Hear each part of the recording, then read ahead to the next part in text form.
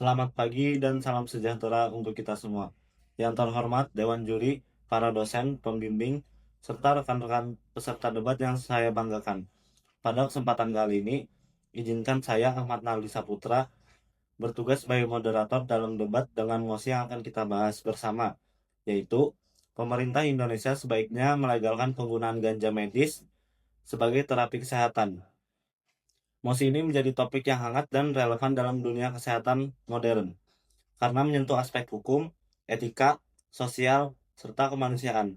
Debat hari ini diharapkan dapat memberikan pemahaman yang lebih mendalam mengenai apakah legalisasi ganja untuk tujuan medis dapat menjadi solusi bagi Indonesia, atau justru menimbulkan dampak yang perlu diwaspadai. Dalam debat kali ini, kita memiliki dua tim yang akan menyampaikan pandangannya secara bergantian. Di sisi pemerintah atau tim pro, mereka akan menyampaikan pandangan bahwa ganja medis layak untuk dilegalkan sebagai terapi kesehatan karena memiliki manfaat yang terbukti secara ilmiah dan dapat diatur penggunaannya secara ketat oleh negara. Di sisi lain, kita juga memiliki tim oposisi atau tim kontra yang berpendapat bahwa legalisasi ganja medis di Indonesia masih belum layak dilakukan karena berbagai faktor, mulai dari kesiapan regulasi, potensi penyalahgunaan, hingga risiko sosial dan moral yang mungkin timbul. Masing-masing tim terdiri dari tim Masing-masing tim terdiri dari tiga pembicara yang akan menyampaikan pandangannya secara berurutan. Dalam waktu Masing-masing tim terdiri dari tiga pembicara yang akan menyampaikan pandangannya secara berurutan, dengan waktu maksimal 5 menit per pembicara. Adapun tata tertib debat yang akan kita gunakan adalah sebagai berikut. 1. Setiap pembicara memiliki waktu 5 menit untuk menyampaikan argumennya. 2. Selama penyampaian, pihak lawan dapat mengajukan interupsi dengan cara mengangkat tangan, dan interupsi hanya boleh dilakukan setelah menit pertama dan sebelum menit keempat. 3. Apabila pembicara menyetujui interupsi, waktu tetap berjalan kecuali moderator menyatakan waktu dihentikan sementara. 4. Setelah semua pembicara dari masing-masing tim menyampaikan argumen, akan diberikan sesi kesimpulan oleh masing-masing tim.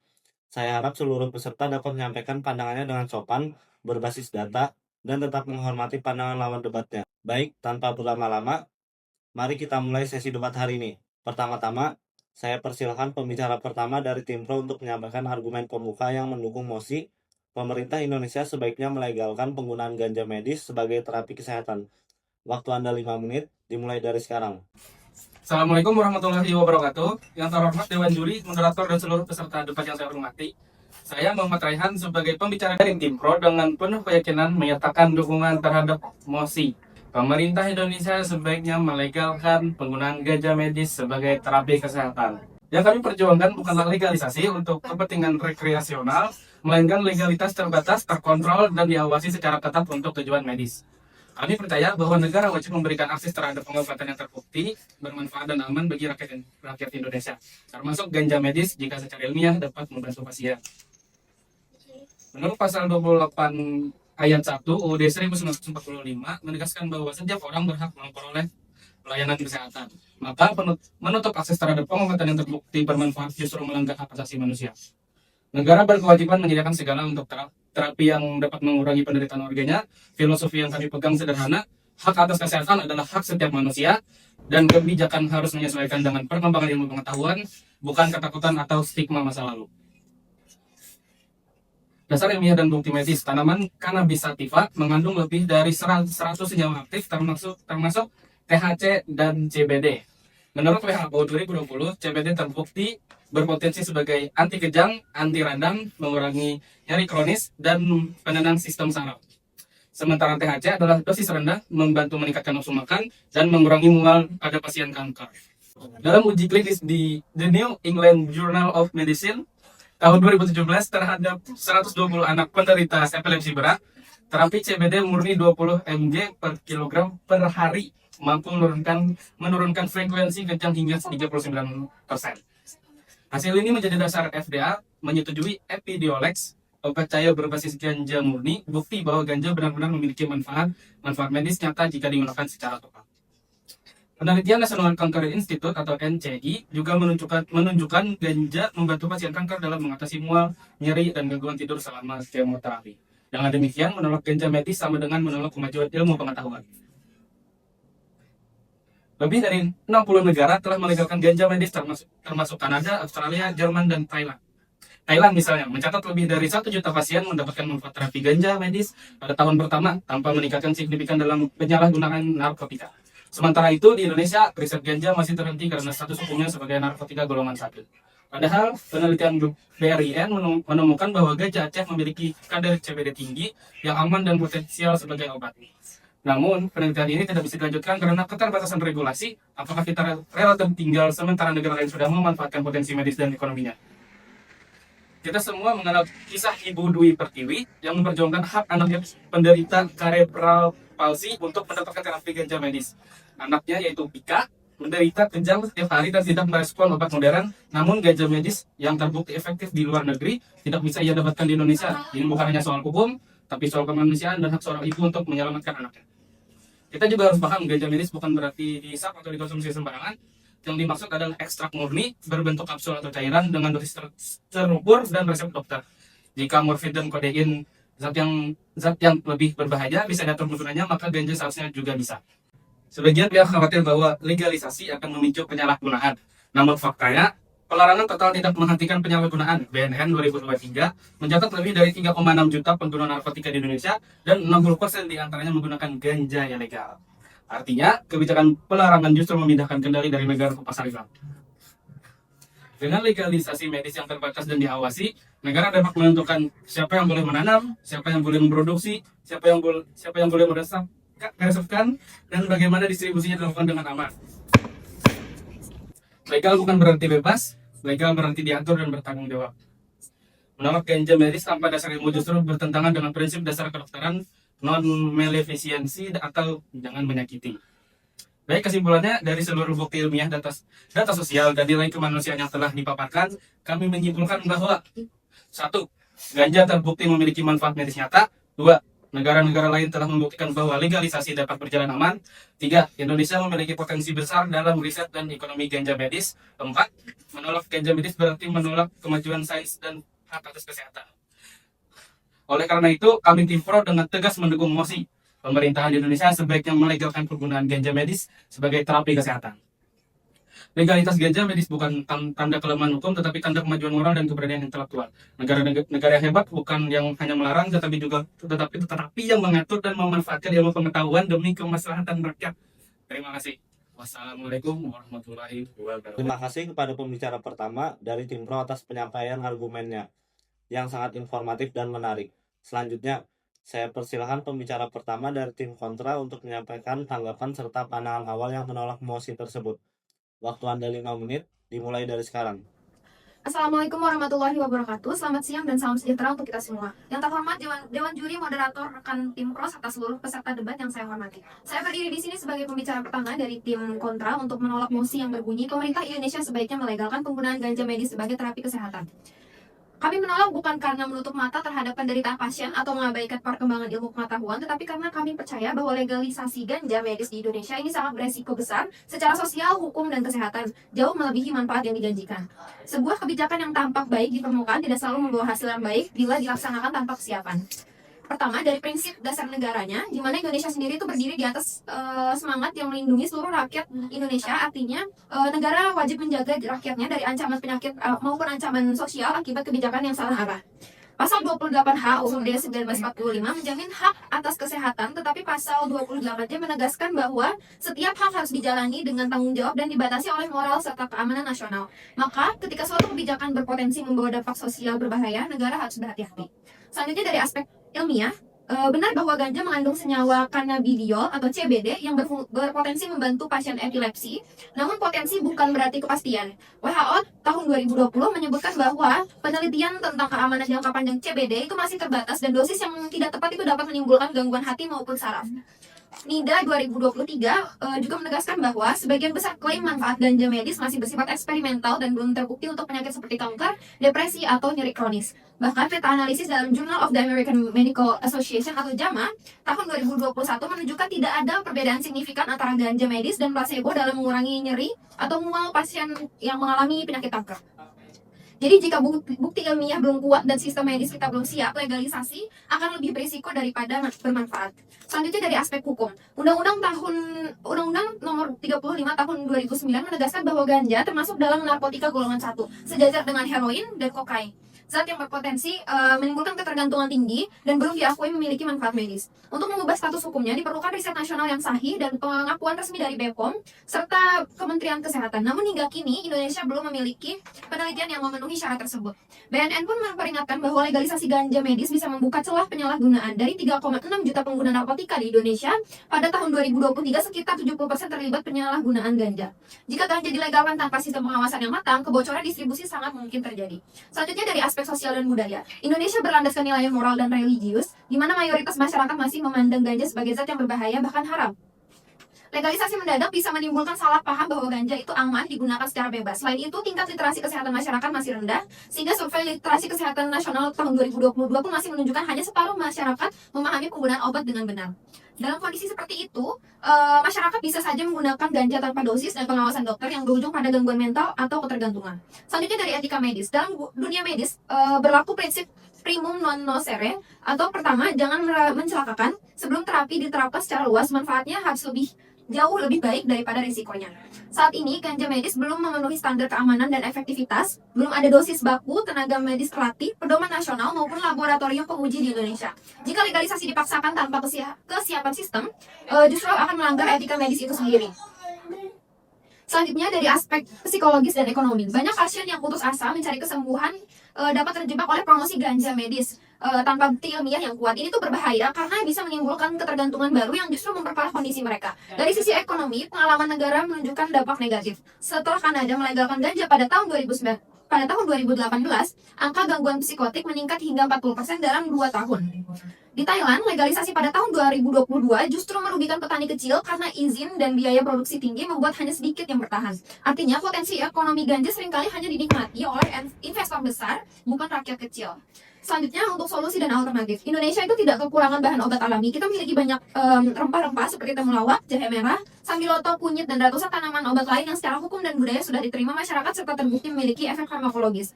Daripada mengambil risiko tinggi dengan melegalkan ganja, pemerintah sebaiknya memperkuat riset fitofarmaka lokal serta pengawasan terhadap obat-obat sintesis legal yang sudah teruji seperti morfin, diazepam, atau dronabinol. Lalu, kesimpulan yang dapat kami sampaikan yaitu menimbang dari sisi ilmiah, hukum, sosial, ekonomi, budaya, dan etika, legalisasi ganja medis di Indonesia itu saat ini sangat belum tepat untuk dilakukan. Negara harus memperkuat penelitian, meningkatkan literasi masyarakat, dan menyiapkan infrastruktur medis yang memadai terlebih dahulu. Kami tidak menolak penelitian ganja di bawah pengawasan pemerintah, tetapi menolak legalisasi penggunaannya secara luas sebelum bukti dan kesiapan memadai tersedia. Sebuah kebijakan yang baik bukanlah yang cepat, melainkan yang tepat dan aman bagi rakyat. Mari kita pegang prinsip kesehatan publik. Lebih baik menunda sesuatu yang berisiko daripada menyesal setelah menimbulkan bahaya.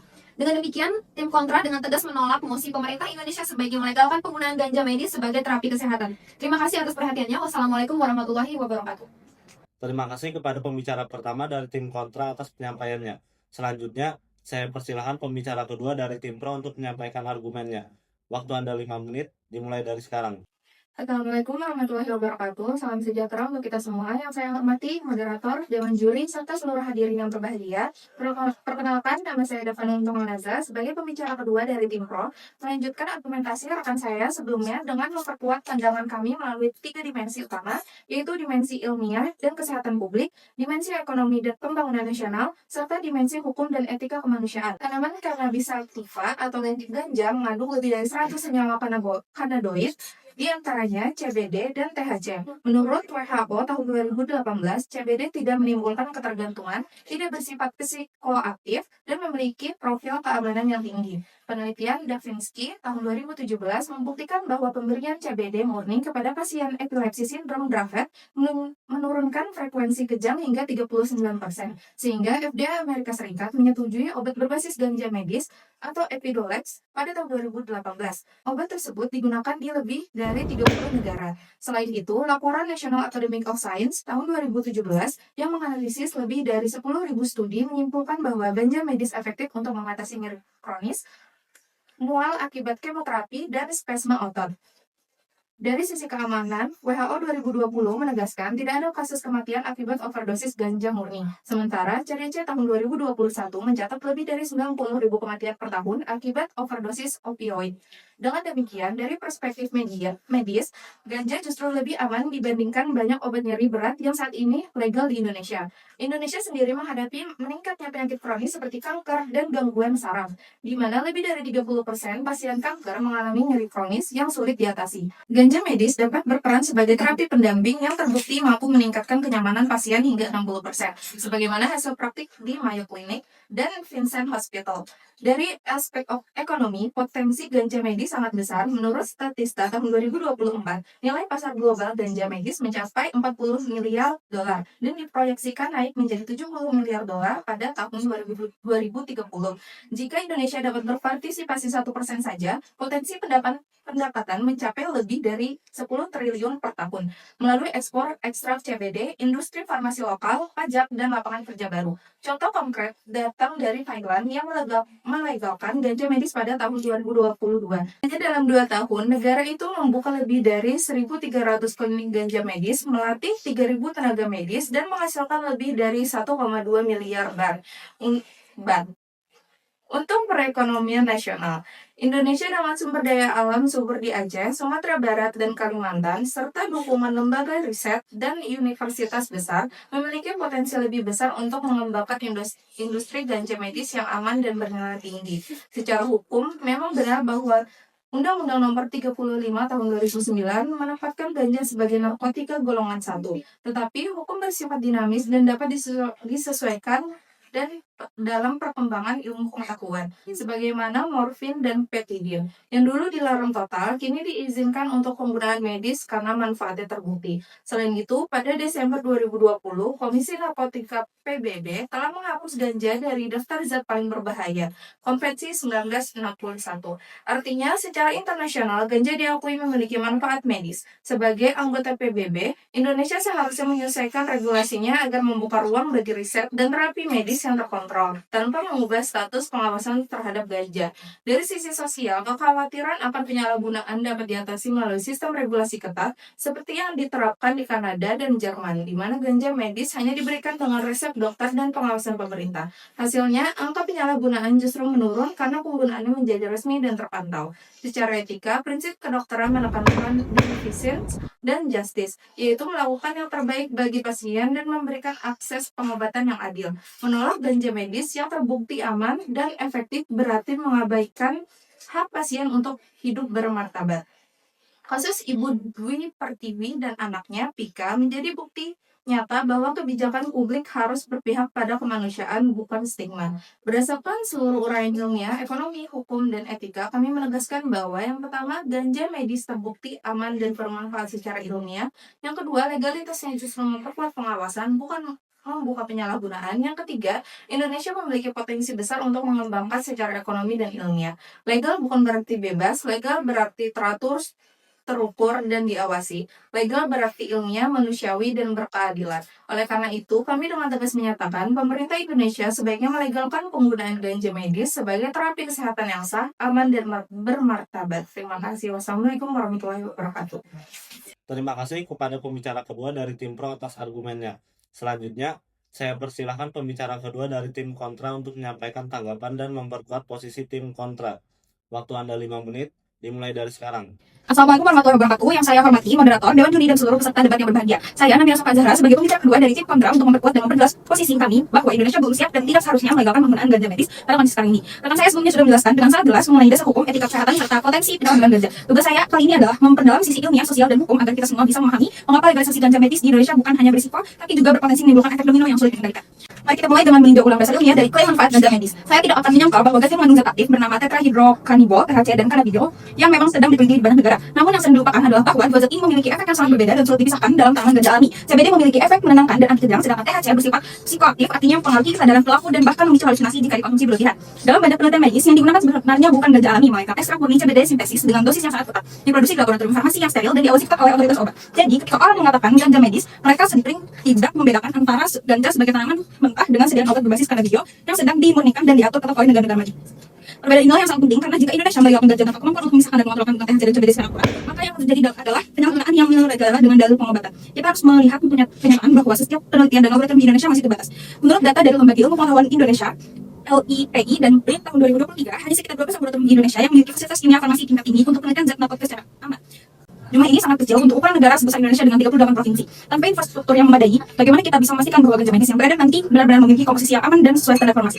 Kita juga harus menyadari bahwa hingga kini BPOM belum mengeluarkan izin edar untuk satupun obat lepas ganja alami di Indonesia. Yang diizinkan hanyalah produk turunan sintesis cannabidiol dalam bentuk sediaan impor terbatas dan digunakan hanya untuk penelitian medis tertentu, bahkan bukan untuk konsumsi bebas pasien umum. Jadi jika legalisasi dilakukan sekarang, sebenarnya pemerintah akan menghadapi kekosongan regulasi dan kebingungan implementasi. Mari kita lihat pengalaman dari negara lain. Banyak orang yang menganggap bahwa negara seperti Kanada, Australia, dan Thailand telah melegalkan ganja medis, maka Indonesia juga bisa melakukan hal yang sama. Namun konteksnya berbeda jauh. Kanada misalnya melegalkan ganja medis setelah lebih dari 15 tahun penelitian nasional dengan sistem laboratorium, dokter bersertifikat, dan sistem distribusi farmasi yang tertutup dan diawasi pemerintah. Bahkan dengan persiapan seketat itu, efek sosialnya tetap tidak bisa dihindari. Menurut laporan Canadian Center on Substance Use and Addiction 2021, tahun 2021, setelah legalisasi ganja terjadi peningkatan 40% kasus rawat inap akibat gangguan psikotik dan peningkatan 25% kasus kecelakaan lalu lintas yang disebabkan oleh pengaruh THC. Apakah kita yakin Indonesia dengan pengawasan obat yang seringkali bocor bisa menghadapi dampak sosial seperti itu? Tentu tidak semudah itu. Sementara itu, Thailand yang baru saja melegalkan ganja medis pada tahun 2022 juga mengalami kekacauan regulasi. Banyak klinik dan toko menjual ganja dengan alasan medis padahal digunakan secara bebas. Dalam laporan Bangkok Post bulan Juli 2023 disebutkan bahwa lebih dari 30% pengguna ganja di Thailand tidak memiliki resep dokter. Akibatnya, pemerintah Thailand sendiri ini sedang mempertimbangkan untuk mencabut sebagian izin legalisasi ganja karena dampaknya yang tidak terkendali. Jadi, jika negara dengan infrastruktur medis dan ekonomi yang lebih maju saja masih kesulitan, bagaimana dengan Indonesia yang baru akan memulai dari nol? Sekarang, mari kita lihat dari sisi hukum dan norma masyarakat. Undang-undang kita yaitu UU Narkotika Nomor 35 Tahun 2009 dengan tegas menempatkan ganja sebagai narkotika golongan 1. Artinya belum diakui secara medis dan memiliki potensi penyalahgunaan sangat tinggi. Perubahan status hukum seperti ini bukan perkara ringan. Ia memerlukan kajian mendalam oleh BPOM, Kemenkes, BNN, dan DPR. Namun yang menjadi persoalan adalah bahkan jika ganja dilegalkan untuk medis, apakah masyarakat kita mampu membedakan mana yang medis dan mana yang ilegal? Dari data BNN tahun 2023 menunjukkan bahwa sekitar 70% kasus narkotika di Indonesia melibatkan ganja. Itu artinya ganja sudah menjadi narkotika yang paling mudah disalahgunakan. Jika statusnya tiba-tiba berubah menjadi legal sebagian, maka akan sangat sulit bagi aparat hukum untuk membedakan mana pengguna medis yang sah dan mana pengguna rekreasional yang menyamar. Kita akan menciptakan zona hukum yang bisa dimanfaatkan oleh pihak-pihak bertanggung jawab. Dari sosial, kita juga harus menilai kesehatan masyarakat. Indonesia memiliki budaya dan nilai moral yang kuat, yang sebagian besar masih memandang narkotika sebagai sesuatu yang tabu dan berbahaya. Jika tiba-tiba pemerintah melegalkan ganja, masyarakat bisa salah kaprah dan menganggap bahwa ganja sudah halal digunakan. Kondisi ini sangat berbahaya terutama bagi remaja dan pelajar. Menurut survei BNN dan Pusat Penelitian Kesehatan Universitas Indonesia tahun 2022, sekitar 1,1 juta pelajar SMA dan mahasiswa di Indonesia pernah mencoba narkoba. Jika ganja dilegalkan untuk medis, bukan tidak mungkin mereka akan menggunakan alasan ganja ini untuk terapi untuk membenarkan pelaku mereka. Apakah kita siap melihat generasi muda tumbuh dalam lingkungan yang menganggap ganja itu biasa? Inilah alasan mengapa legalisasi ganja medis haram ditolak. Karena dampak sosialnya bisa jauh lebih luas daripada yang kita bayangkan. Lalu bagaimana dengan argumen ekonomi yang sering digunakan pihak pro? Mereka mengatakan ganja bisa menjadi komoditas baru yang menguntungkan petani dan negara. Tapi mari kita lihat realitanya. Setelah ganja dilegalkan di Thailand, pada awalnya ribuan petani ikut menanam ganja dengan harapan mengisi sumber dana penghasilan baru. Namun, setelah 6 bulan, harga ganja turun drastis hingga 70% dan hanya perusahaan besar yang mampu bertahan karena memiliki izin dan fasilitas pengolahan sesuai standar farmasi. Petani kecil justru bangkrut karena tidak mampu memenuhi regulasi produksi yang sangat ketat. Akhirnya, korporasi besar yang menguasai pasar ganja medis, sementara rakyat kecil hanya menjadi pekerja. Jadi, klaim bahwa legalisasi ganja akan menyejahterakan rakyat kecil hanyalah ilusi ekonomi. Realitanya, seperti yang ditunjukkan oleh data Take Public Health Report 2023, hanya sekitar 1% petani kecil yang berhasil bertahan di pasar ganja medis setelah legalisasi. Selain aspek ekonomi, kita juga harus memikirkan aspek kesehatan jiwa masyarakat. Banyak penelitian membuktikan bahwa ganja jangka panjang bisa memicu gangguan mental terutama pada usia muda. Menurut National Institute of Mental Health Amerika Serikat, pengguna ganja dengan kadar THC tinggi dapat meningkatkan risiko gangguan psikotik hingga 3 kali lipat, terutama pada individu yang memiliki depresi atau kecemasan. Hal ini bukan hanya soal medis, tapi soal kualitas sumber daya manusia Indonesia. Bayangkan jika generasi muda kita yang seharusnya produktif justru mengalami gangguan mental akibat penggunaan ganja yang tidak terkontrol. Negara akan kehilangan aset manusianya dan biaya pengobatan gangguan mental bisa meningkat drastis. Oleh karena itu, kami tim kontra dengan tegas menolak mosi yang menyatakan bahwa pemerintah Indonesia yang sebaiknya melegalkan penggunaan ganja medis sebaiknya tetap sebagai terapi kesehatan. Yang kita perlukan bukan legalisasi yang tergesa-gesa, tapi penelitian yang hati-hati, sistem hukum yang kokoh, dan edukasi masyarakat yang kuat.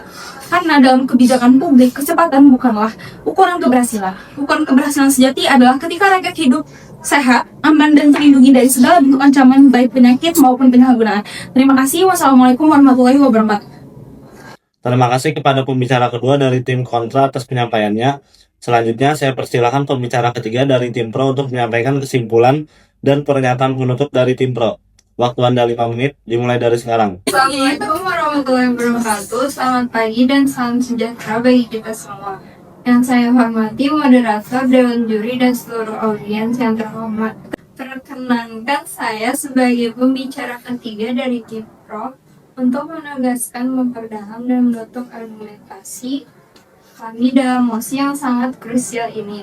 yaitu bahwa pemerintah Indonesia sebaiknya melegalkan penggunaan ganja medis sebagai terapi kesehatan. Sebagai pembicara terakhir, tugas utama saya adalah menyimpulkan seluruh argumentasi dari tim pro sekaligus menjawab keraguan yang mungkin masih ada di benak kita semua.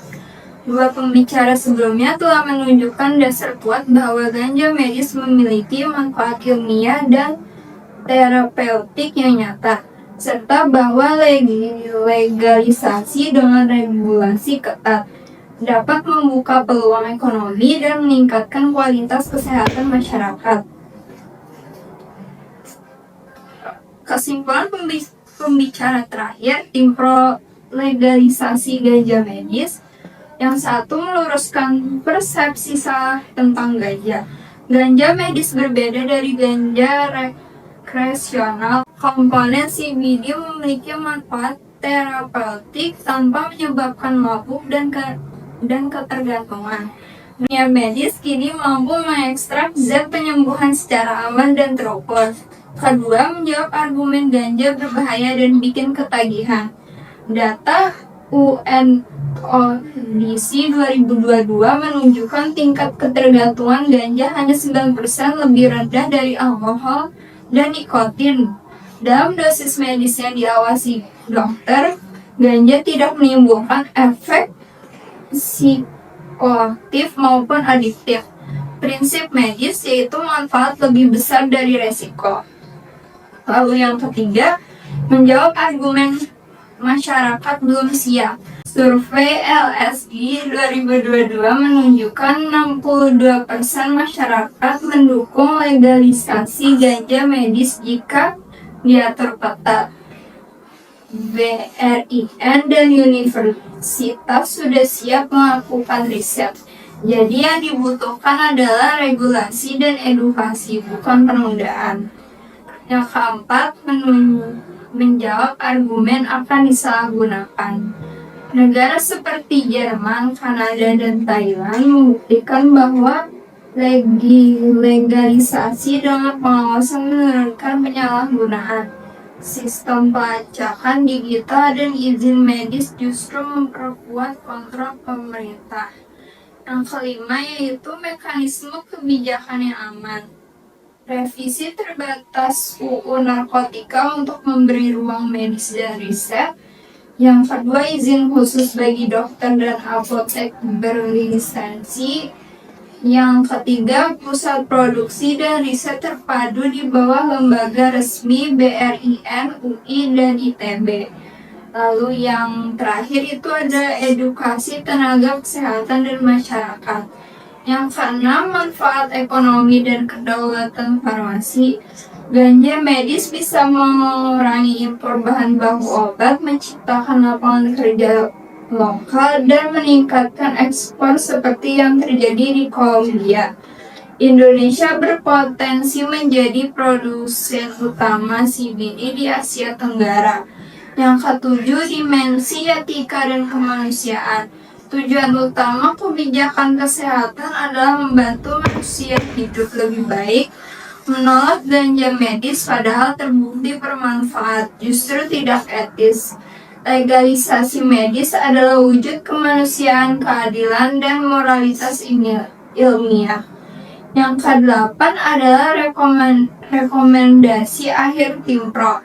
Yang pertama itu adalah revisi terbatas UU Narkotika. Yang kedua, bentuk lembaga pengawasan ganja medis nasional. Yang ketiga, kembangkan industri riset dan pertanian lokal. Yang keempat adalah lakukan edukasi publik dan profesional kesehatan. Lalu yang terakhir yaitu kelima adalah terapkan sistem izin dan pengawasan transparan. Sekian, terima kasih. Wassalamualaikum warahmatullahi wabarakatuh. Terima kasih kepada pembicara ketiga dari tim pro atas penyampaian penutupnya. Selanjutnya, saya persilahkan pembicara ketiga dari tim kontra untuk memberikan kesimpulan dan pernyataan akhir dari tim kontra. Waktu Anda 5 menit, dimulai dari sekarang. Assalamualaikum warahmatullahi wabarakatuh. Yang saya hormati Dewan Juri, moderator, serta seluruh peserta debat yang saya banggakan. Saya, Nurali Maulida, pembicara ketiga dari tim kontra, berdiri di sini untuk memberikan penegasan akhir terhadap mosi debat hari ini, yaitu pemerintah Indonesia sebaiknya melegalkan penggunaan ganja medis sebagai terapi kesehatan. Saudara-saudara sekalian, tim kami sejak awal menolak mosi ini berdasarkan 3 dasar utama, yaitu hukum, kesehatan, dan tanggung jawab sosial. Pembicara pertama telah menegaskan bahwa ganja masih tergolong narkotika golongan 1 yang belum diakui manfaat medisnya secara resmi. Pembicara kedua menegaskan dengan data ilmiah dan sosial bahwa risiko penyalahgunaan ganja jauh lebih besar daripada manfaat medisnya yang masih belum pasti. Sebagai pembicara ketiga, izinkan saya merangkumkan dan menegaskan kembali bahwa legalisasi ganja medis di Indonesia belum layak dilakukan, baik dari sisi ilmiah, sistem pengawasan, maupun kesiapan mengelola bangsa. Pertama, dari sisi kesehatan dan ilmiah, laporan WHO tahun 2020 menyebutkan bahwa bukti ilmiah mengenai keamanan dan efektivitas ganja medis masih terbatas, dan penggunaannya hanya disarankan dalam konteks penelitian, bukan konsumsi umum. Sementara itu, studi NIDR tahun 2022 menunjukkan bahwa penggunaan ganja jangka panjang dapat meningkatkan risiko gangguan psikotik hingga 5 kali lipat, terutama pada remaja. Ini jelas menunjukkan bahwa ganja bukan zat yang aman untuk dilegalkan. Kedua, dari sisi penegakan hukum dan sosial, Indonesia belum memiliki sistem pengawasan yang memadai. Saat ini saja, 70% kasus narkotika di Indonesia melibatkan ganja alami. Jika dilegalkan, bagaimana akan membedakan antara penggunaan medis dan penyalahgunaan? Pengalaman dari Thailand menjadi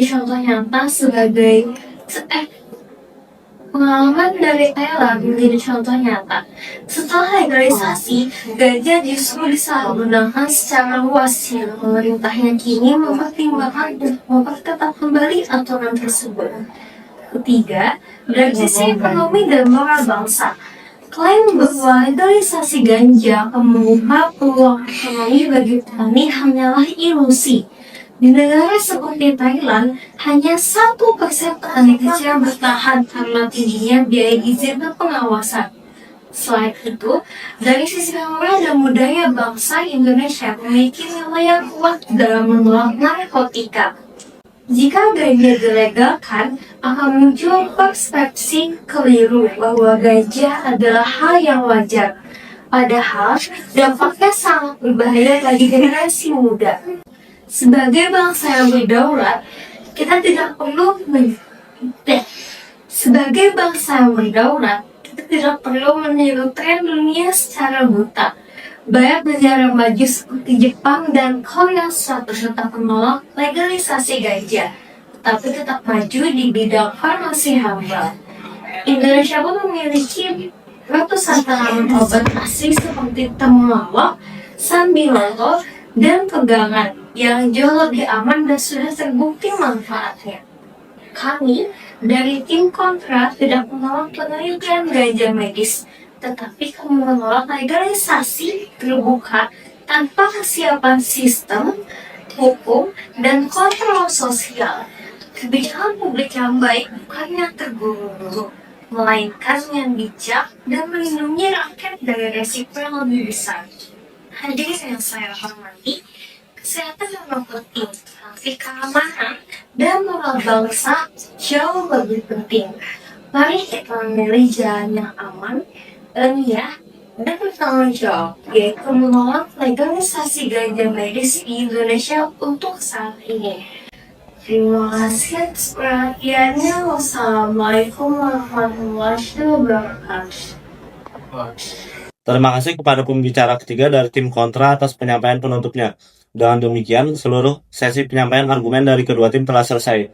Debat dengan mosi, pemerintah Indonesia sebaiknya melegalkan penggunaan ganja medis sebagai terapi kesehatan dinyatakan selesai. Sebagai moderator, saya ingin menyampaikan apresiasi sebesar-besarnya kepada tim pro dan tim kontra atas debat yang berjalan dengan penuh semangat, saling menghormati, dan berlandaskan pada data serta logika. Mosi pemerintah Indonesia sebaiknya melegalkan penggunaan ganja medis sebagai terapi kesehatan telah membuka wawasan kita semua bahwa isu ini tidak sesederhana hitam dan putih. Ada sisi kemanusiaan yang ingin menolong pasien, namun juga ada tanggung jawab negara dalam menjaga keamanan masyarakat.